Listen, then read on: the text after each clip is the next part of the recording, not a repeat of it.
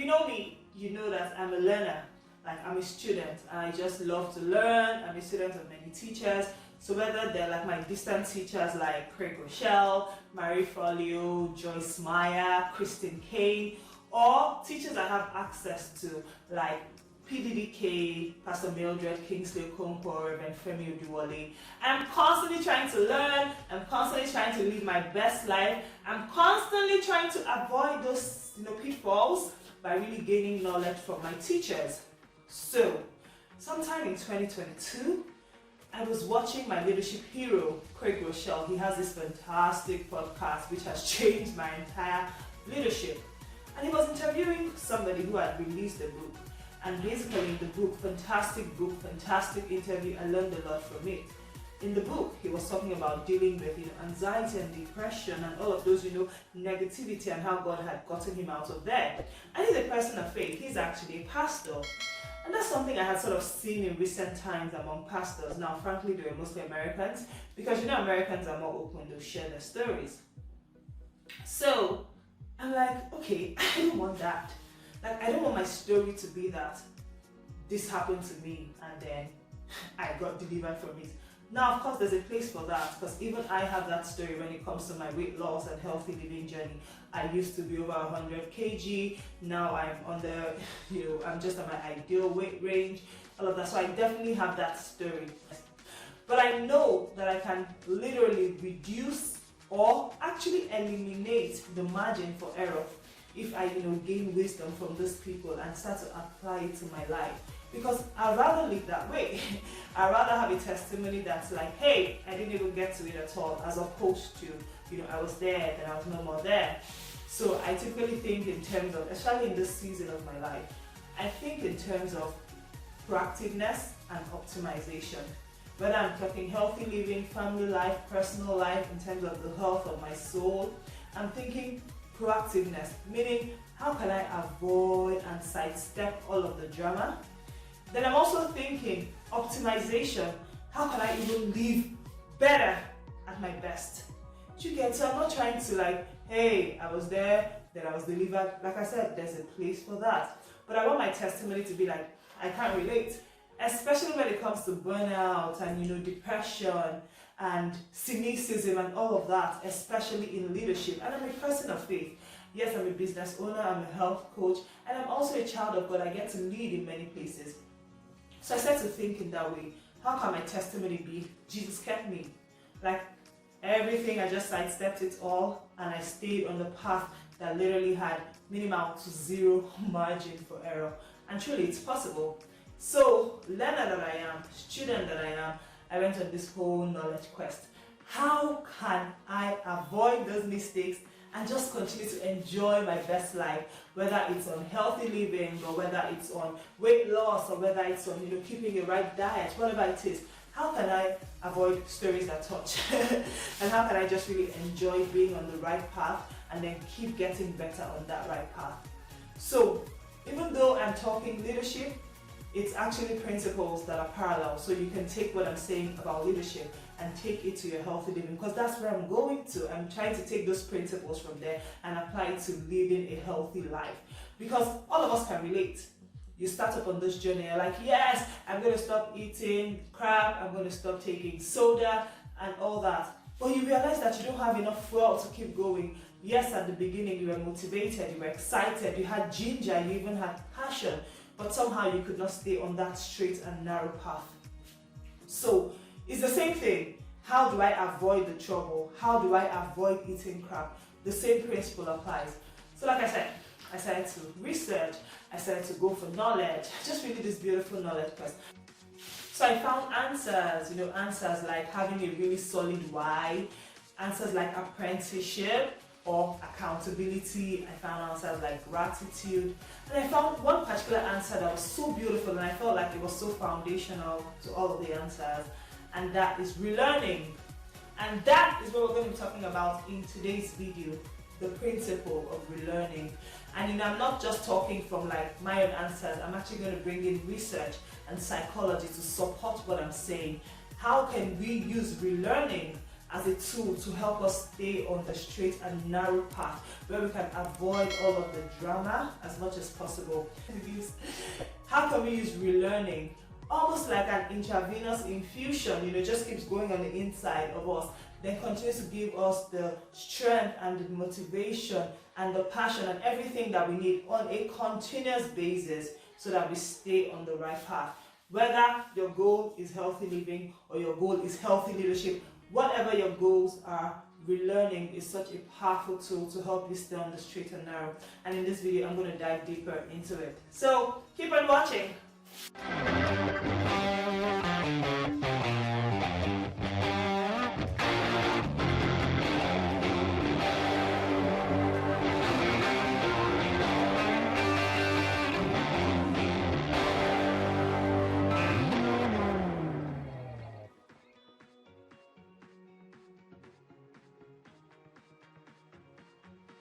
Shalom, best lifers! Welcome to your best life with Eziaha.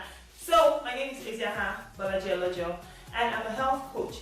But I don't talk about weight loss, and diet, and workouts and exercises and all. Yes, I definitely have good, solid knowledge in that.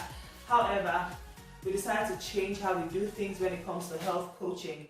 And now I delve a lot deeper into the health mindset and then habits. So in addition to food and nutrition and exercise knowledge, actually I'm certified in health mindset. So I help you adopt the right mindset so that the results that you get with your food and diet are layered on a solid mindset, and then those results can last. So I help you with your mindset, your habits, and all of that fun stuff. So that's really what my coaching is about. And when I coach you this way, you actually not only get to keep the results that you have, but you start to think beyond, wanting to just lose weight for losing weight's sake, or wanting to, hey, the doctor has said, if you don't do this, this will happen to your health. No, that's like the traditional and I would say old school model. We actually take you to a point where you're now thinking proactively. We are like, how can I prevent it? How can I prevent going down this path? Then you start to think again, optimization. How can I optimize my life and my health? No matter where I am right now, how can I take it to the next level? So that's really what my coaching is about, and I hope that one day I get to work with you. This coaching is breakthrough, this coaching is from the future, and this coaching is every single thing. I love it. So yes, I'm a health coach and a health mindset coach, and soon to be a certified habits coach. I'm excited about that. Okay, so whether you're trying to start a new good habit or you're trying to stop or break a bad habit, this principle of relearning will truly arm you with the tools that you need. Okay, so the learner that I am, the FICO that I am, the student that I will take you a little bit into neuroscience, into your brain, but I promise I'll keep it simple because I'm not even like an expert on it, but I certainly have some good knowledge. So in this beautiful mass called your brain, we have something called the neural pathways. And it's very similar to, just normal pathways on your roads. Now, let's look at the road. Now, I've already told you have neural pathways in your brain. That's really what is responsible for the habits that you have. So let's bring it back to like regular pathways on the road. Oh, no. So you have this grassy way and you are trying to create a definite path through it. Now, sometimes we do that very intentionally. You get like a cutlass, you kind of clear the path, so people have this nice walkway through. Now that's on one level. That's how habits typically become routines, like you intentionally created it. That also happens in your brain, in those neural pathways. You're doing something, you're intentionally creating a new habit for yourself. You are intentional about it. So those neural pathways are formed. And the more you do those habits, the more the pathways are sort of like solidified. In the same way that, that path we've created is just there, people can keep passing. Now, there are times when you didn't intentionally create that path.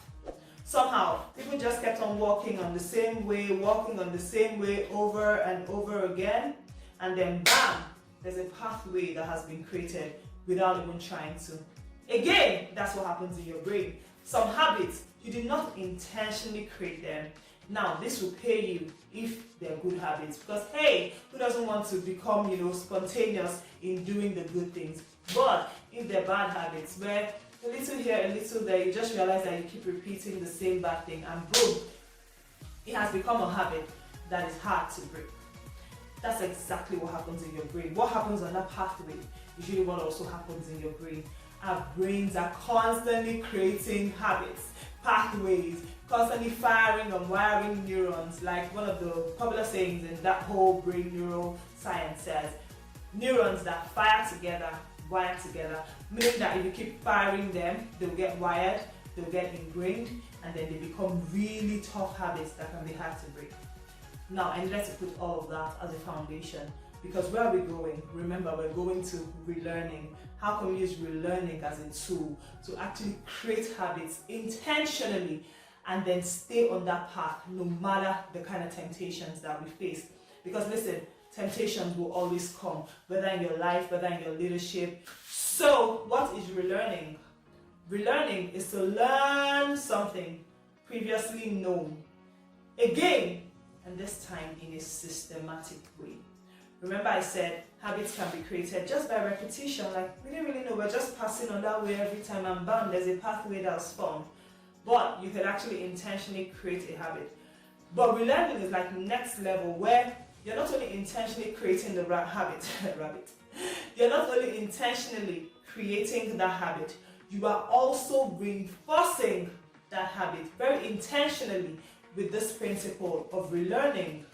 So now I'm going to share a story. And even though this story is not directly healthy living and weight loss related, I want to just take this concept out, and I'll still take it to healthy living, but I want to put it just in the context of life, and you see how relearning really works. But there's a 3-path process to actually getting to relearning, and I like to break that down first. Number 1, the first process to getting to relearning, where you fire those neurons together so that they're wired, and then your habit becomes ingrained, and then you're just doing good on default in quote, is 1, capture your why. And I'm going to break all of that down. When I really bring it into a scenario. So capture your why. Why is this habit important to you? Why is this thing important to you? And it has to be robust, it has to be colorful. I did a whole video on how to create a solid why. So you have to capture it, like why?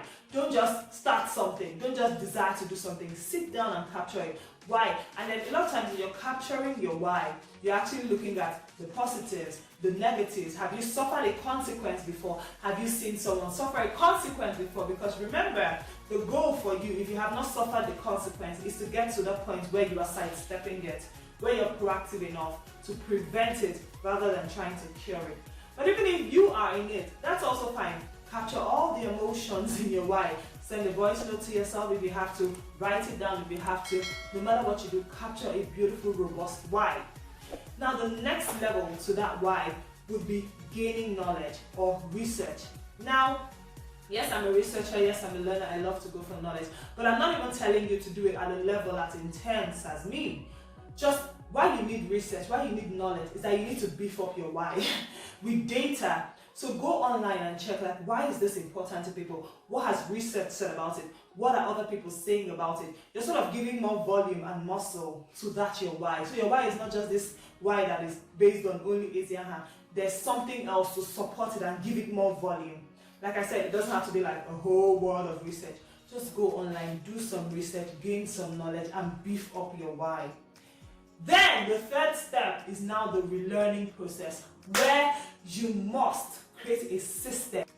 See, this relearning thing will only work when it is put into a system, when you have created a system for relearning. So you see that why and the knowledge you have gained, put it all together, and then systematically, maybe every day, maybe every week, maybe every month, you go back and you read it. You just read it. You don't have to be having a problem. You don't have to be faced with temptation. Don't even wait till all of that happens. Just read it systematically.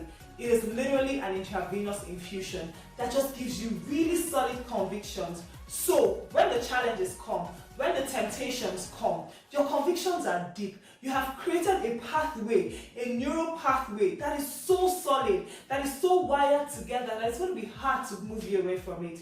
Do you see? So whether the goal is, I want to stop taking Coke. Now sit down. Why? What has happened to you in the past? What have you heard? What did you see happen to someone? What is God telling you about it? Maybe treat your body better. Coke has like so much sugar in it, and you're like, nope, I can do better by my body. Whatever thing it is, capture it. Go online, get some research. Why is this bad? What has happened to people? What happens? All of that. Put it together and then read it. Maybe every day, maybe every 2 days. However you want to read it, that's really up to you. But make sure that you are relearning.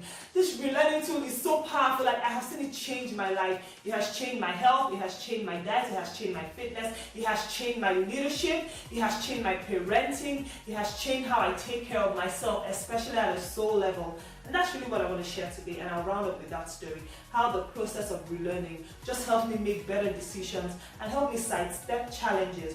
Either challenges that I've been through before that I'm like, nope, we're not doing it again. Or challenges like I heard from my mentor, Craig Rochelle, the challenge of people who have gone through all these leadership issues, and I'm like, nope, ain't gonna be there. So like I said, I'm a learner, and I'm also very competitive, and my biggest competition is actually myself. I'm not trying to prove nothing to nobody. I'm just like, how can I get better? How can I get better? So last summer, I'm recording this in summer of 2023. So last summer, being the competitor, being the achiever that I am, we had a fantastic summer holiday. We did everything right. My children were blazing. All of our streaks were perfect. I was blazing with work, blazing with church, blazing at parenting, blazing everywhere. But guess what? At the end of that summer, my brain shut down. I literally had a creative shutdown. I had never encountered it before. In the physical, I was fine. Completely fine. I was sleeping great. I was eating well. I had even gained some weight. But my brain, it just shut down. Like, I couldn't do any creative kind of work for about 6 weeks. And I remember wondering, like, what's wrong with me? Like, I'm eating well. I'm, sleeping right. I'm taking care of myself. I'm exercising. Why is my brain not working? And then it dawned on me that I had overworked the brain. I had put in so much work. So much work. The fact that I had perfect records actually showed that something was wrong. Like, you can't have perfect records, right? So once I realized what had happened, I started to do research. I'm like, okay, what kind of leisure should we be having? That's when I learned that there are various kinds of leisure, and one of the leisures that we have is actually creative leisure or creative rest. I didn't know. I'm just thinking, oh, the body needs to rest, but your creativity actually needs to rest. So that I didn't rest, it gave me so much problem. So I went through all of that challenges, and I'm like, I'm not doing that again. So now, what did I do? I had the solid why, which included all the emotions of my brain shutting down. I mean, just not even being able to create anything. I couldn't do no new blog, no new video. I was just stuck. Captured all those emotions in a beautiful why. Like I said, I went online, researched very well, and I realized that actually, you don't even wait for holidays or whatever when you take like a big break. Even in the course of your day, the course of your week, have creative leisure. Just have creative rest where you're like, hey, I'm not going to be in the kitchen cooking and listening to another podcast that's firing me up leadership-wise. No, I can just be singing a song or doing absolutely nothing. Do you see? Now I put that into my everyday, put that into my week, and I decided that once the next big holiday comes around, I would make sure that we don't have everything perfect. I would give my mind time to rest. I would intentionally fail at some things just to make sure that my mind and my brain and my creativity is able to rest. Now this is summer 2023. I'm here again. And I remember, because I had been reading gifts, I had been relearning, which is where we're going to. I was relearning every single week. I have a book. Let me retrieve that book. So I have this like beautiful book. I call it my e-journal. In this book, I have every single thing that has to do with my life. So like if I see patterns in my life, I put it down here. Then every Sunday or once a week, I would read it to remind myself. It's like my relearning book. I'm like, hey, remember last summer you had a creative shutdown, you don't want it again. So when I start to get into this competitive mode of achieve, do, I'm like, nope, your brain needs to rest. Take care of this beautiful brain matter of yours. So now this summer, guess what? We're not doing anything perfectly, but we're definitely doing our best. Also, right at the end of summer, before the school year starts again, I have already decided that I will take a decadent, indulgent break. 3 days, just go off. Staycation. Very decadent, very leisurely. No work, no chasing purpose, no vision, no goals. Just sleep, eat, read like those novels that are fiction and romance and all of that good, clean stuff. Watch movies, no work. And I'm taking it very intentionally because my principle of relearning has taught me that my brain needs it. Now, I shared a story that is not healthy living related, but this is for life. You can take it to anywhere. When you see yourself trying to make a decision that is, don't just think you will naturally make a good decision. No. The principle of relearning can truly help you make the best decision, stay on the right path, make decisions from a place of deep convictions, and get the result that you so deserve to live your best life. So yes, let's relearn. I know that this is like maybe too much for some of you, but trust me, if you do this, you will live such a richer, more beautiful, and enjoy the very best of your best life. That's what I want for you. That's how I live my life. I don't automatically think that I would remember. I relearn. I take notes. I go back and read it again to create stronger neural pathways so that when I'm faced with that habit or that choice, that decision is already made. Yep, did you enjoy this video? All the good stuff. And I'll see you in my next video. But please promise me that you would create a system of relearning in your life. So, I'll see you in my next video. Until then, I'm leaving you with the Shalom, Shalom of God, which is the perfect peace of God. Because like my Jewish brothers and sisters would say, the prayer of Shalom contains all of the prayers. God bless you.